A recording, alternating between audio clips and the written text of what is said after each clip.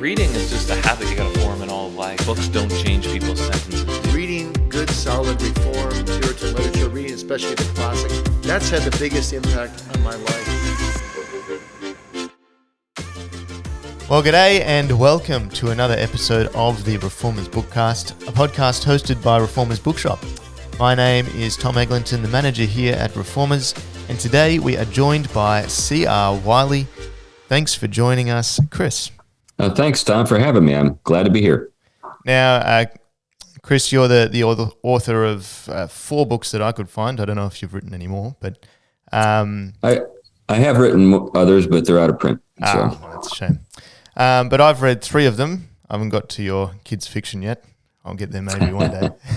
Right. But Gotcha. Man of the House, The Household and the War for the Cosmos, and In the House of Tom Bombadil. And that's what we'll talk about today. But before we get there, would you introduce yourself for those of our listeners who might not know you?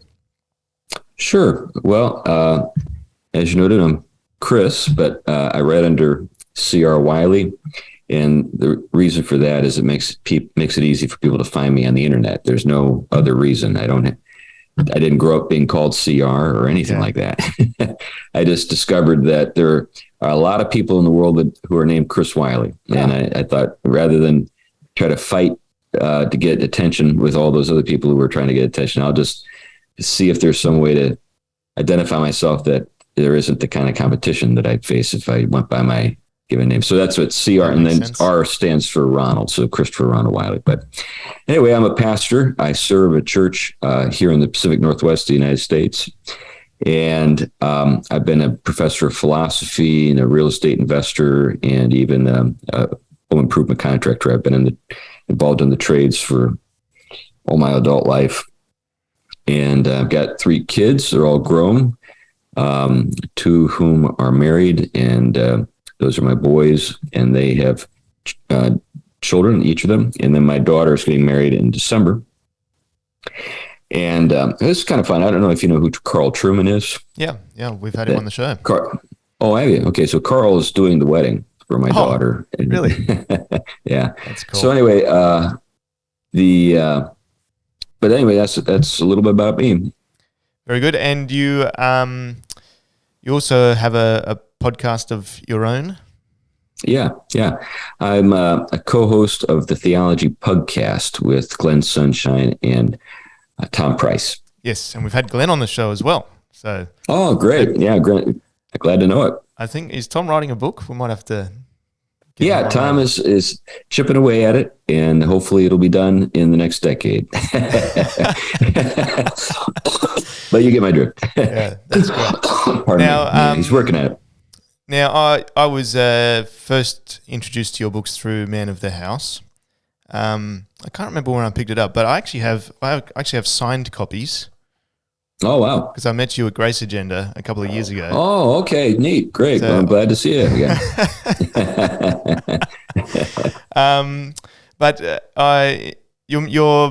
The first 2 books, The Man of the House and The Household and the War for the Cosmos, and as we'll see, In the House of Tom Bombadil as well, they all relate to this concept of household and dominion.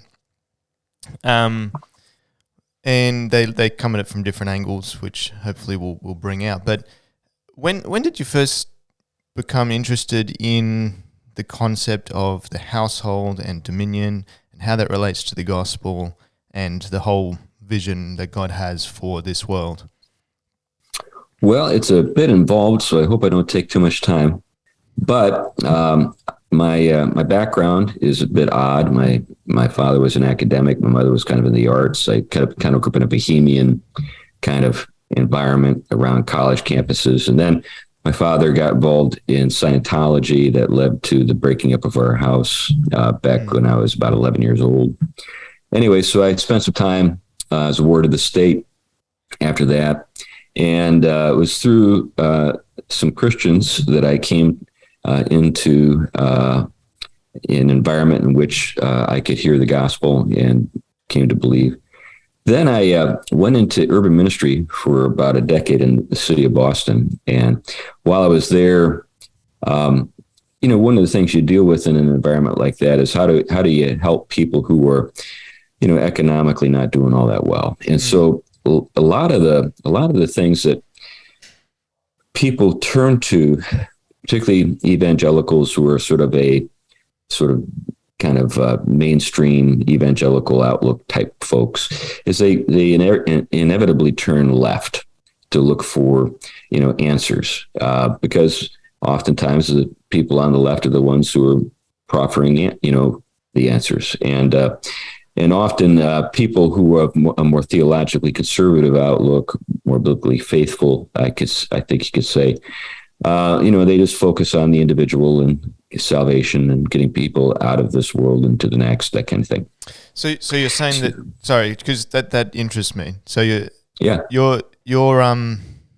saying that those on the left ideologically tend to have a more practical approach, or practical, I guess, spiel and doctrine for how to live in a society. At least they talk about it. So they'll talk about things like, well, what should our discipleship help us to do? And that often leads to conversations surrounding helping poor people and so forth. Right. And their answers are almost always statist in character. There's things that the government is supposed to do, and we're supposed to support the government in doing those things. Yep. Now there might be some small role that you can play on a personal level. Maybe going around and passing out blankets to people on the street or something of that character. But the real answers are always the things that governments do, and our job is to support the government in that, in how they do those things. And or maybe our church can put together some kind of outreach program that can get some government funding. Right. Yeah. So you see that as being the case even inside of Christian circles. Oh yeah. Okay, that's interesting. All right. Yeah, I think that in general, and I've seen this occur in waves. There are periods where idealistic young people are wanting to make a difference in the world, and they're looking for answers, and folks on the left and say, here are the answers that we have to give you, and they eat them up. So like an earlier generation, you would have had, people like Jim Wallace or Tony Campolo or Tom Sine. Those were all guys who were kind of like evangelical left people in the 80s. And now we have a kind of new thing going on with kind of the wokeism, but it has a family resemblance to other stuff. But anyway, I was never entirely satisfied with what they had to sell, because I had been a ward of the state. I kind of knew what it was like to be raised by in the United States we have the Department of Motor Vehicles, the DMV. Every state has one. Yep. It's one of the most miserable places in the world. It's where you go to get your driver's license. Yeah, we have the same driving test. Yeah, nobody likes those places. So like when you're a ward of the state, it's like being raised by the DMV. You're like, I have no illusions, no romantic sort of outlook with regard to this kind of stuff and what government can do. Yeah, I mean, government can keep you from starving to death and maybe give you some substandard housing. But in terms of providing a home, giving you a reason to live, particularly in the West, in liberal democracies, kind of the thing that governments are not supposed to do is tell you what to live for. So anyway, it's a big cavity that the left attempts to fill. So how do I get to households? Well, I was looking for ways to think about these things in a more, I think, a biblically grounded and sort of, when I mean by biblically grounded, I mean some of the philosophical presuppositions that inform the left are not thoroughly biblical in character.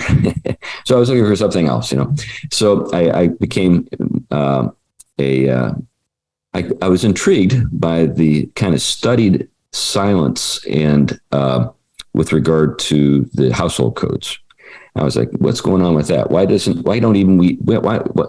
are these so embarrassing to everybody? Why can't we even read these on Sunday morning, as we're working our way through the readings, in the lectionary or whatever? And when you say household codes, you mean the Ephesians 5, Colossians 4, those sorts of passages. Colossians 3, those passages. Yep. Yeah.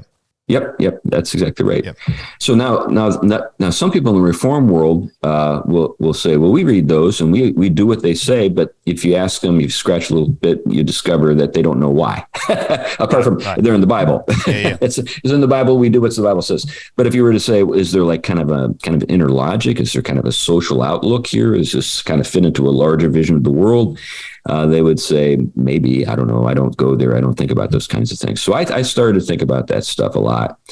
And I had, background in philosophy, so I knew where to go in terms of classical philosophy. So I went to Xenophon and Aristotle and stuff like that, places like that, those places.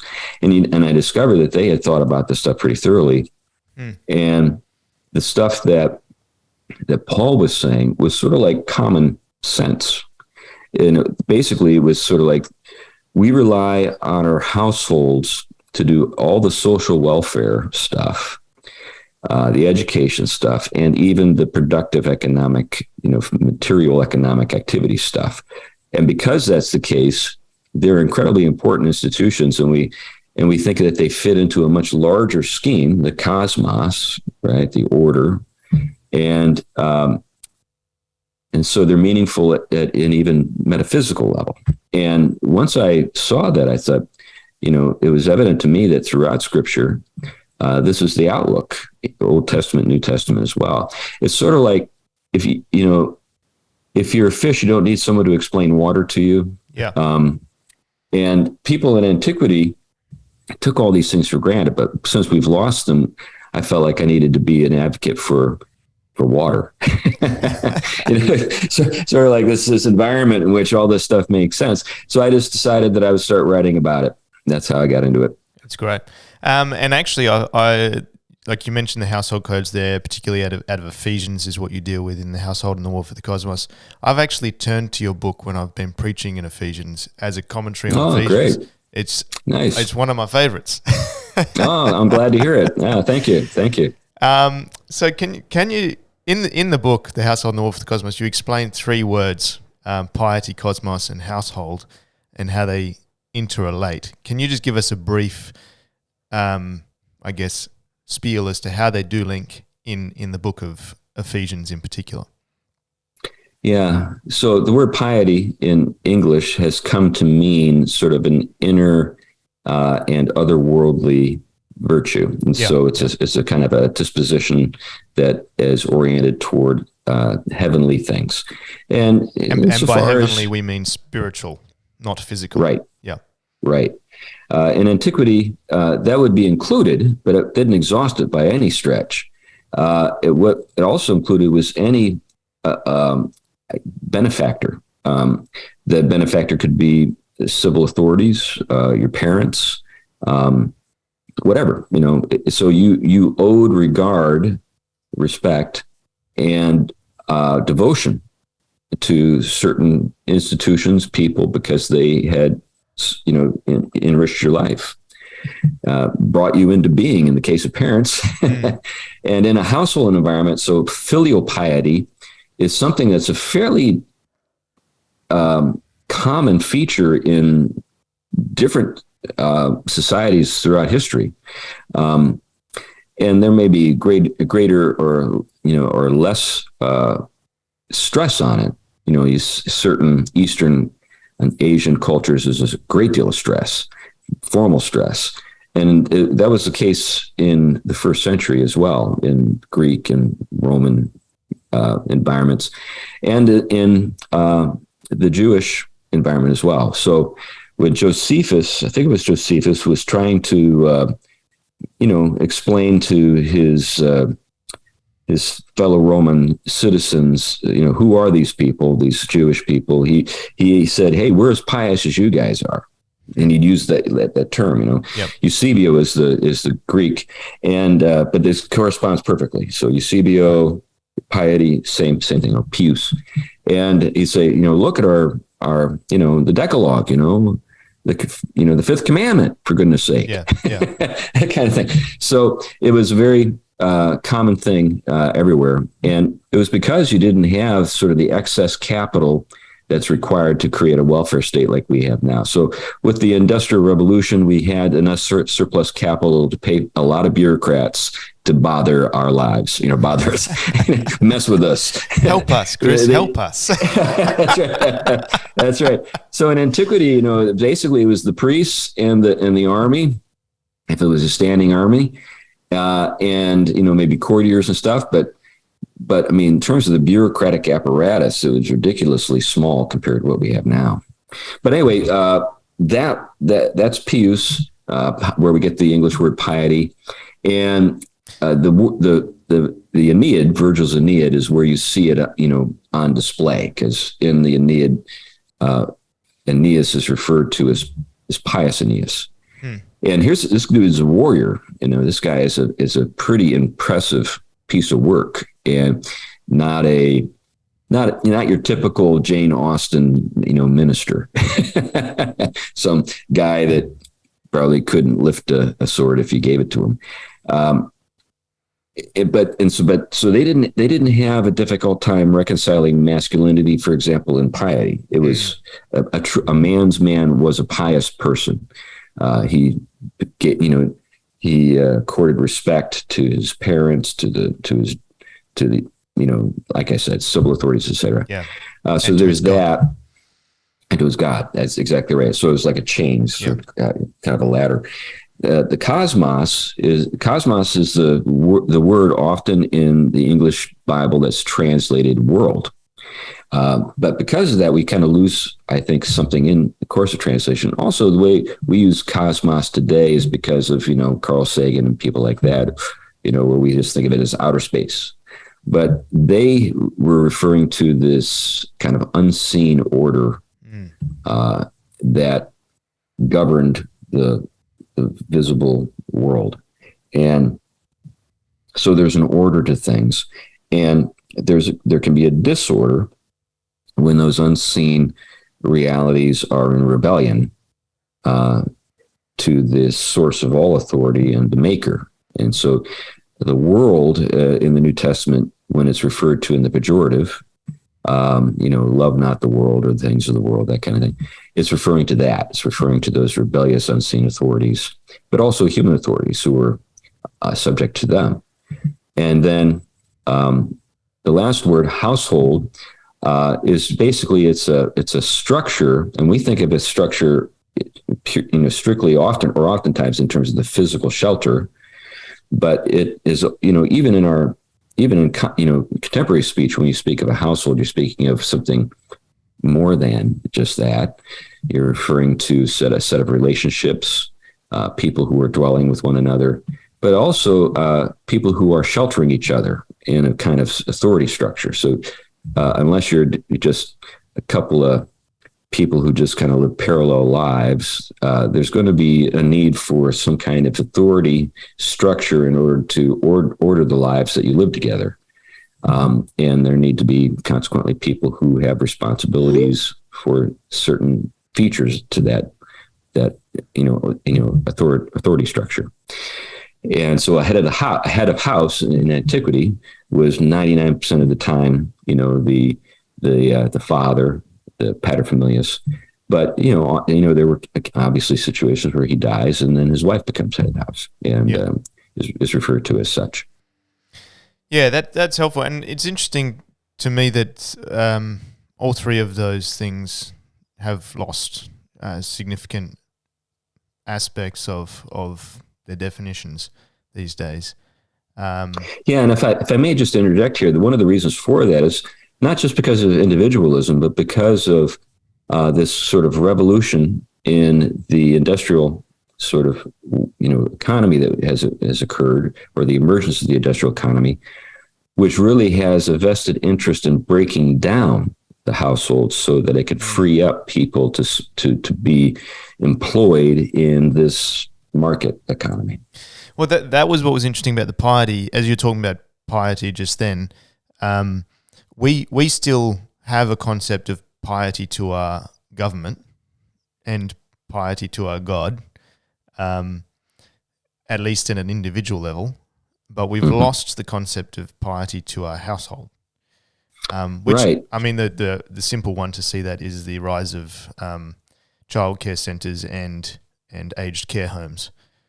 Right. Yeah. Right. Yeah, I had a fascinating encounter years ago when I lived in Cambridge. I lived right between Harvard and MIT, and I was serving a church that was right next door to an Orthodox church, Greek Orthodox. And I was in the hardware store one day, and this Greek priest walks in. He's in this full, Orthodox regalia. He's got the hat and the beard, the whole shtick.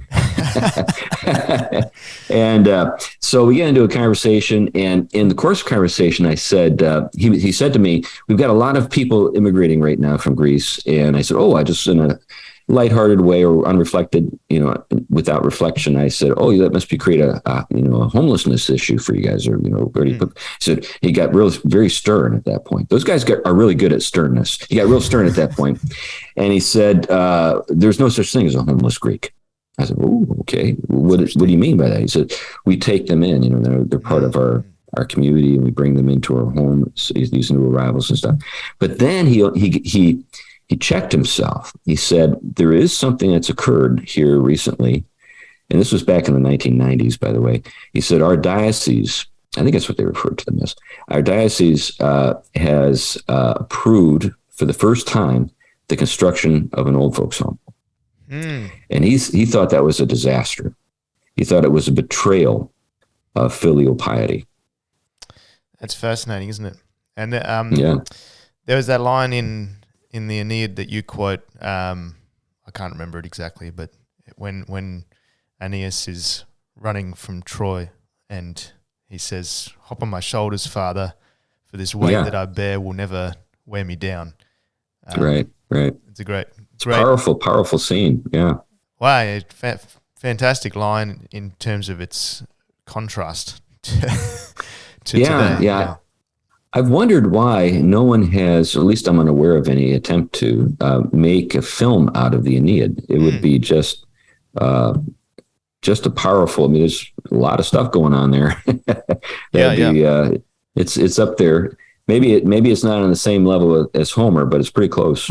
Well, I've seen you say somewhere that you can't understand Western civilization without reading the Aeneid.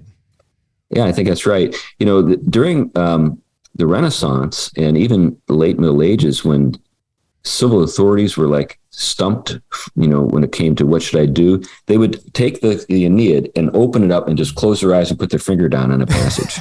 Kind of like people used to do with the Bible, looking for guidance. They would do that with the Aeneid. Wow. There you go. Kill Turnus. But it's interesting. It's interesting to me that yourself and a few other guys that I've seen who are really building out a robust, positive view of reformed, conservative, I guess, Christian life. That covers more than just your individual situation. I've seen a few of these guys who are all steeped in either ancient Roman, ancient Greek, or even medieval literature. Now, I know in the States you have a strong sort of classical education movement. Here we've got very little. I think the oldest book I read at school was probably written in the 1900s. And the oldest book that most people would read is Shakespeare. And yet I was reading Dante earlier this year, and his view of the cosmos was just mind-blowing to me. Oh, yeah. And then I read somewhere in a commentary that C.S. Lewis and Tolkien were really influenced by guys like Dante and their view of the world. Oh, yeah. And that really aligns very neatly with how you have understood the cosmos historically and how Paul might have seen it. Oh, yeah. I think it all ties together. I think that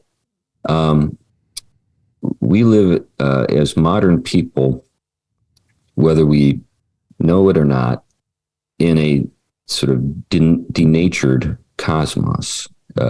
Kind of, we've accepted the kind of the modern understanding of it, and we've reduced the Christian faith to an interior kind of sort of experience, interiority.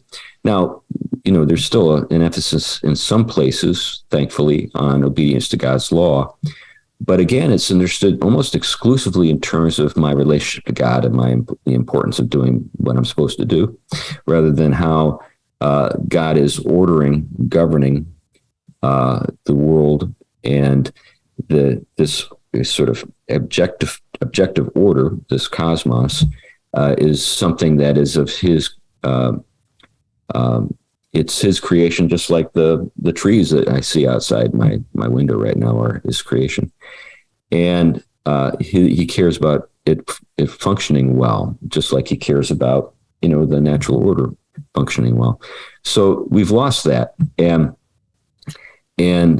the ancients, classical world, medieval world, they held on to that. They believed all that. They saw that.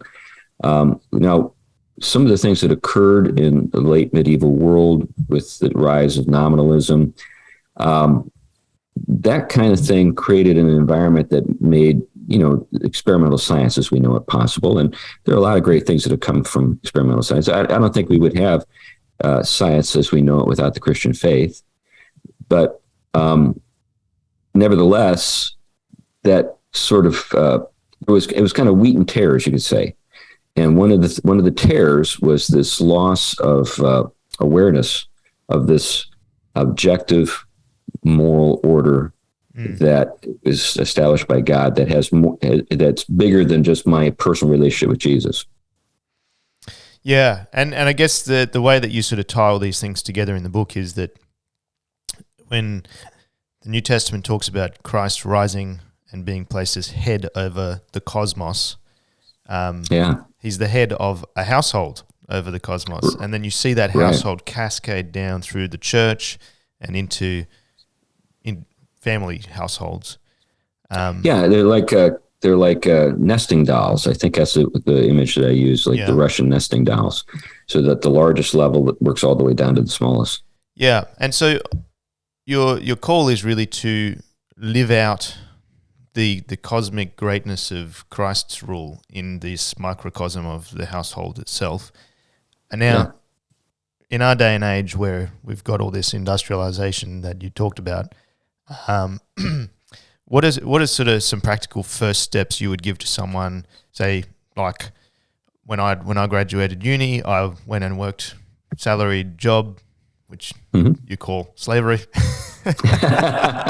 I didn't create that designation, but I just repeat it. I tend to agree with you now.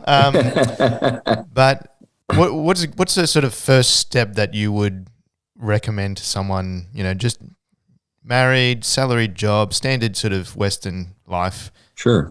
If they're seeking to try to live out the vision that you're painting, which is just a reflection of the New Testament. Yep. Right. Yeah. The first thing I tell them is don't quit your day job yet, or maybe not. The first thing you need to do is sort of work on your sort of mental outlook and develop a way of kind of thinking about the world that's more in accord with this larger vision that we see in Scripture. And when that happens, then the next step is to sort of think through, how do I acquire greater dominion over my circumstances so that I can realize some of these ideals. So in life, we sometimes we're dismissive when it comes to idealism, and sometimes we should be, because sometimes idealism is just out of touch with reality. But there is a kind of idealism that is deeply in touch with the most significant level of reality, and that's God's, order. And what you want to do then is you strive to realize it. So, the Apostle Paul talks about this even in relationship with his own, in terms of his own Christian practice or his discipleship. He says, "Not that I have already attained, but I strive." So what we ought to do is we should strive to exercise as much godly dominion as we can in our circumstances without doing damage to the people in the process. So, just like quitting your day job and making your wife and children, work, to try to make up the difference, it's probably not the approach that you should take. Maybe that's what you would do if you were like stranded on a desert island or something. But then to just sort of apply yourself to the problem. Okay, how can I, for example, in my book, Man of the House, I talk about productive property. Yeah. The question is, how could I acquire some? How could I develop it? One of the beautiful things about the whole matter of productive property is that our creativity makes it possible for us to come up with stuff that is completely sort of feasible only in a particular circumstance with a particular person. So there are probably things that you can do, Tom, that I would never think of doing. Yep. And so this is where making checklists kind of is not possible. I can't say these are all the options. In fact, there are probably zillions of options I would never think of. Yeah. But there, even when you don't have you don't have a form of productive property that can provide income, there is a productive environment that you have. And for much of human history, there was a kind of subsistence approach when it came to household work. The family farm comes to mind. But even with that said, there was always a kind of social welfare aspect as well. And often the social welfare stuff was the province of the women of the house. So caring for the old, the aged, caring for children, education, those sorts of things were things that historically were the things that we relied on our wives and mothers to do. And they were tremendously important. They made it possible for us to do the other stuff. That stuff can be brought back into the house almost immediately. I don't know what the situation is like in Australia with regard to homeschooling, but in the United States, I can remember when it was a very controversial thing, when you would say, I'm a homeschooler. Now in the United States, it's sort of like, oh yeah, whatever. It's like one of the options. Most people just don't even think twice about it. Yeah. The only people who get exercised about it are people who are committed to an ideological program, right, that doesn't leave room for it. But I was just, I just checked in on the state of Massachusetts. Is one of the more progressive liberal states in the United States, and the governor there gave a proclamation on the freedom of education or something like that, and he listed all the things that you as a citizen of Massachusetts were free to do. He obviously started with public schooling, but then he goes on to private schooling and charter schools, et cetera, and then homeschooling is on the list. So this is a formal declaration from the governor of Massachusetts, and that's very common. In fact, some of the most permissive states in the United States when it comes to homeschooling are some of the most liberal. Right. It's kind of a weird thing. It's just not what people might expect. But that's just, when it comes to educating your kids, that's just something that you could do. Even if you send your kids to a public school, you should still have a very proactive approach to their education. You're in charge as the father and mother. It's not the government that's in charge. The kids don't belong to the government. And you have the primary responsibility of overseeing their education. The bureaucrats work for you, whether they know it or not. And sometimes you need to remind them of that. But exercising dominion in this sphere is something that a lot of people can do right away. Brings, instead of sending your aged parents off to the nursing home, bring them to live with you. Now, that's taken into consideration. There are often situations where the level of medical care that's required is, prevents that. But this is the way our ancestors did it for thousands of years. We can do it. Yeah, I like that. So in essence, you're saying, well, start by taking a step. So like one of my mates who read your book started by planting a garden.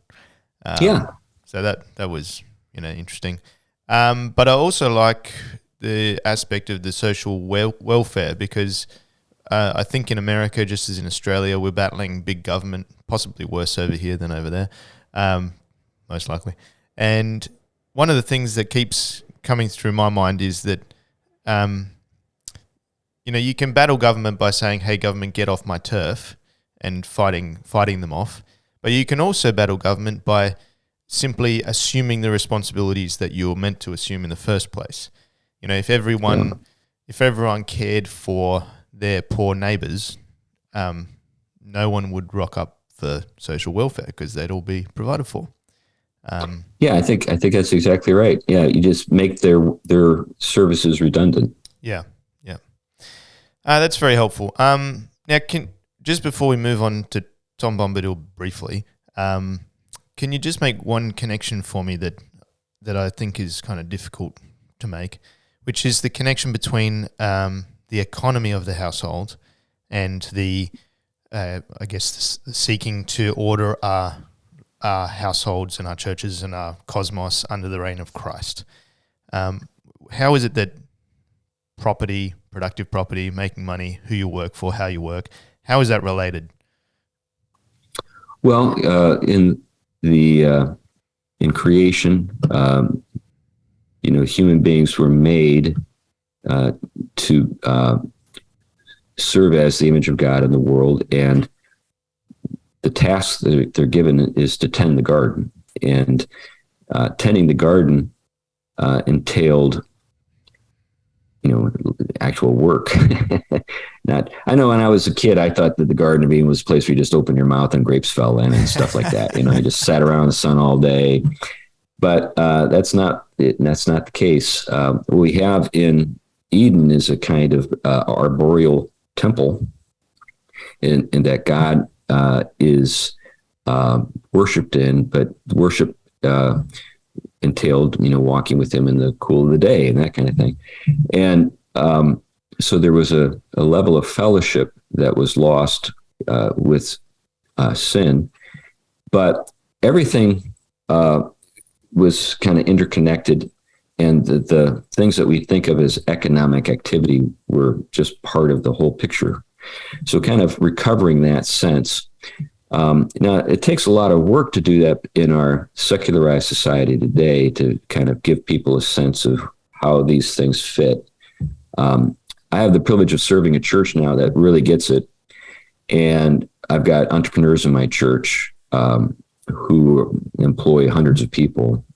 And they very self-consciously are doing what we're talking about in terms of how they think about profit, how they think about, their employees and the welfare of their employees, how they think about the families of their employees, and how provision needs to be made so that, this, enterprise doesn't just consume their lives and rob them of a household life, that kind of thing. So, it takes work, takes effort, takes thought. I think one of the things that we do with regard to the larger civil authorities is we speak to it. We don't shy away from saying things that help people to see that even the state is subject to God and God's law. The state is not the highest authority. In other words, there's an authority above the state. And we should serve as a reminder of that. If we fail to do that, if we, in the name of maybe not offending people who don't agree with us politically or whatever, then we're actually failing to remind them that they are subject to another authority that sooner or later they're going to have to give an account to. And so we're not actually doing them any favors at all by ignoring that. Yeah, I like that, because just in terms of the economic side of things, it sounds like what you're saying is it's not necessarily wrong to work for someone else, but what you're wanting to see is your work and your household should be interlinked somehow. One of the ways I think about it is my wife aware of what I'm doing and helping me to achieve that in some way? Is there some link going on? Oh yeah. So one of my elders has a company that has well over 100 employees, and they did a big company picnic. They actually rented a park for a day. Nice. And just took over the park, and it was like all the families, every expense paid. things for the kids to do, lots of fun stuff. And it wasn't cheap. I don't know how many thousands of dollars that event required, but the message is very strong in the company that this particular company doesn't see itself as sort of like the only thing to be served. There are others. When you think about sphere sovereignty and Kuyperian thought, I like the sphere sovereignty model of thinking about this. I think he was onto something. But what that means is that when one sphere grows at the expense of another sphere, there's something wrong. Each has its sphere of authority, a way to exercise dominion. It's great if you can have your own business and bring your kids into it. That's I think a really great ideal to realize if you can do that. But it's not as though being an employee is somehow sinful or something. It's just it's just kind of working with the situation on the ground as you find it. This is the best opportunity for me to be gainfully employed and help my family. Yeah, and even in the vision of the first century households that you present, they're essentially small businesses with multiple households underneath the one household. Yeah, sometimes pretty big businesses. Yeah. Like if you think about, this is one of the things that's startling. I think it's Abraham. I know it's Abraham when he, marshals his household to rescue Lot. He's able to raise over 300 men, fighting age men from his household alone. That's a pretty awesome thing. Yes, it's incredible. Now, this whole idea of dominion, you've written about it in terms of Tom Bombadil as well. Now, but before we sort of touch, we're not going to spend too much time, just for the sake of time. But before we touch on him, I showed this book to one of my friends the other day, and I said, "This is a brilliant picture of dominion," and they said, "Oh, I can't really get into fiction, and I can't relate to the characters and how that works. What value do you see in fiction for the Christian?" Well, that's a big topic. Yeah, sorry. I think, well, I like talking about it, but it's not as though everyone enjoys fiction to the same degree as everyone else, but maybe your friend was just thinking of literature. He probably goes to the movies, probably, enjoys television shows, and that's fiction. It's just a different medium. But I think when it comes to fiction, what we have is with the human imagination, in some important way, we are creating worlds out of nothing. Not in the same sense that God did, but in the sense that, we're not actually making it, realizing it per se. This is something that just is in our heads. Now, some folks would say, well, that's the reason why it's worthless. It's just in your head. But actually, no, I think through the creation of, literary and, various forms of fiction with regard to whatever medium you're talking about, I think that what we're doing is we're exploring intellectually and even emotionally what certain things mean. We're reflecting on this. So great literature, I think one of the things that is a measure of great literature is how true it rings, even when it's in a fanciful setting like Lord of the Rings. I mean, Tolkien knew that he was dealing with a fantasy, that this is a world that he had made. But in his essay on fairy stories, he says it's secondary creation. In other words, there has to be a first creation, a primary creation. That's the raw material that is used to create this secondary world. So God makes and we make. So in a sense, we're again reflecting God or his images as we make these worlds. And good fiction is fiction that says something true, even though it's not true in the fullest sense. Yeah, that's exactly right. And I think because good fiction writers present it in a way that's not familiar, it brings out aspects of reality that you wouldn't otherwise see. Yeah, and it's not didactic either. Bad fiction is didactic. One of the things I think we've taught the left here in the last 20 years is how to write bad fiction. They've gotten very preachy with their stories in recent years, and it's horrible stuff. No one really likes it. They can't seem to make any money. The only things that seem to be making any money for them are remakes of old things that were made years ago by people who still believed, I think, in just the value of telling the truth rather than trying to push some political agenda. Now, in terms of that truth, you try and show the truth that Tolkien's demonstrating in Tom Bombadil's life. People can read your book to find out who Tom Bombadil is if they don't already know. But there were two things that stuck out to me that maybe you could just speak to for a small moment. The first was that as Tom demonstrates his dominion and mastery over his domain, his household, if you like, he does it with intense joy. Yeah, that's hard to miss with him. If you're familiar with the narrative, he's always singing, he's always laughing, and other creatures appear to enjoy his company, except the evil ones. Yes. They're not interested in being in on the joke, I guess. But yeah, he's full of joy, and I think that should be something that we all can know and experience. I don't say should or ought, although I do think that's the case. But when you say should or ought, when you put it in the imperative, then you get this idea: I'm going to be joyful if it makes me miserable. Yeah. That's not what we're striving for. But genuine joy is delighting in kind of the givenness of the world and all of its beauty, acknowledging that there's a lot there that's not good, but on the whole, being is better than non-being. Life is better than death. Yeah, that's great. And then the second thing about Tom that I noticed, particularly as I was reading the narrative of The Lord of the Rings again, is that he knows his limits. Yeah. He takes them to the edge of Bree, and then he says, I'm not going any further. Yeah, right.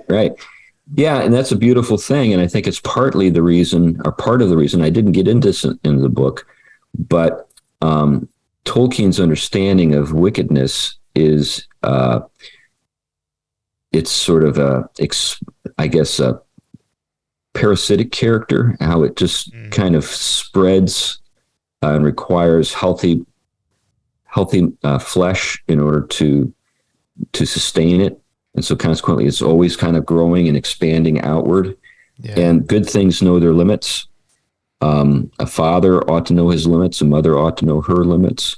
We see some children who unfortunately are emotionally, even physically damaged because their parents didn't acknowledge the limits. So I think goodness always is contained within a kind of a healthy, organic sort of whole. Yeah, that's great. And look, I'd love to talk more, but it's been wonderful exploring these ideas with you. Thank you again for joining us. Thanks for writing the books. Well, you're welcome, Tom, and thank you for having me on the show. It's been a pleasure to talk with you. And you've been listening to the Reformers Bookcast. You can subscribe wherever you get your podcasts, and we will see you next time.